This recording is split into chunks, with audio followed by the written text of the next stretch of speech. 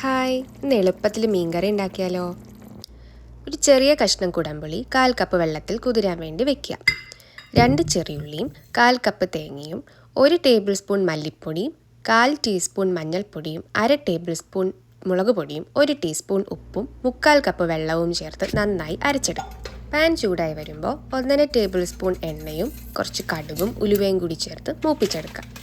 ഇനി ഇതിലേക്ക് നമ്മൾ നേരത്തെ അരച്ചു വെച്ചിരിക്കുന്ന അരപ്പ് ചേർത്ത് ഒന്ന് മിക്സ് ചെയ്ത് വെക്കുക. ഇതിൻ്റെ കൂടെ തന്നെ കുടംപുളി കുതിർക്കാൻ വെച്ചതും അതിൻ്റെ വെള്ളവും കൂടി ചേർത്ത് ഒന്നുകൂടി യോജിപ്പിച്ച് വെക്കുക.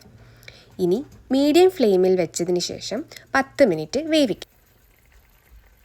10 മിനിറ്റിന് ശേഷം തുറന്ന് ഒന്നുകൂടി ഇളക്കി കഴുകി വൃത്തിയാക്കി വെച്ചിരിക്കുന്ന മീൻ കഷ്ണങ്ങൾ അതിലേക്ക് ചേർത്ത് കൊടുക്കുക.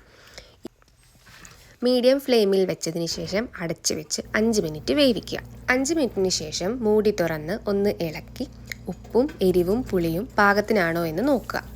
പുളി കൂടുതലാണെന്ന് തോന്നിയുകൊണ്ട് ഞാൻ പുളി എടുത്ത് മാറ്റിയിട്ടുണ്ട്. എന്നിട്ട് ഒന്നുകൂടി അടച്ചു വെച്ച് 10 മിനിറ്റ് മീഡിയം ഫ്ലെയിമിൽ തന്നെ കുക്ക് ചെയ്യണം.